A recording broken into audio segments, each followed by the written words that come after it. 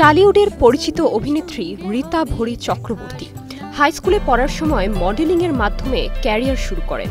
বড় পর্দায় তার অভিষেক হয় 2012 সালে।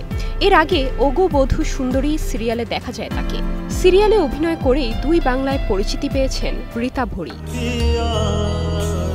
সম্প্রতি নিজের উপলব্ধি নিয়ে পোস্ট করেছেন রীতা ভরি। লিখেছেন, একটা সময়ে আমি কিশোরী ছিলাম, যার দু চোখে ছিল স্বপ্ন ডানা মেলে ওড়ার ইচ্ছে।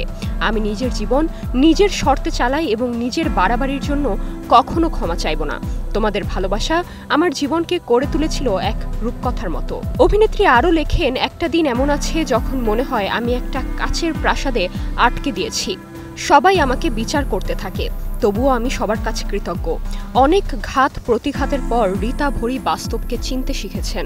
অবিচার, বিচার, সমালোচনা, অপারেশন শরীর নিয়ে বিদ্রূপ কোনো কিছুই আমাকে ভাঙতে পারেনি। কষ্ট পেয়েছি, কিন্তু ভেঙে পড়িনি। পরিচালক প্রতিম ডি গুপ্তের একটি সিরিজে অভিনয় করছেন রীতা ভরি। সেখানে তার সহ অভিনেত্রী সোহিনী। প্রথম সিরিয়ালেও একসঙ্গে ছিলেন তারা। এত বছর পর একসঙ্গে রীতা ভরি সোহিনী, তাই তো অভিনেত্রীর মনে দোলা দিয়েছে অতীত। এক সাক্ষাৎকারে রীতা ভরি বলেন, পেশা জীবন, ব্যক্তি জীবনও এর সঙ্গে জড়িত। কিশোরী বয়সে ক্যারিয়ার শুরু, কাজ করতে করতে বেড়েছে বয়স, হয়েছে ভাবনার বদল। এমনটাই মনে করছেন রীতা ভরি। ভাবনার বদল প্রসঙ্গে ভারতীয় সংবাদ মাধ্যমকে অভিনেত্রী বলেন, অনেককে দেখেছি অনায়াসে অনেক কিছু করতে পেরেছে, আমি সেটা পারিনি।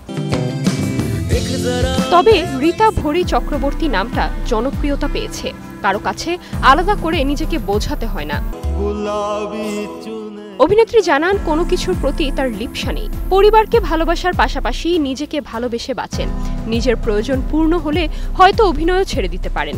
কাজের জন্য তিনি আর বাঁচেন না, নিজের জন্য বাঁচতে শিখে গেছেন। Nirjona Nusrat, star news.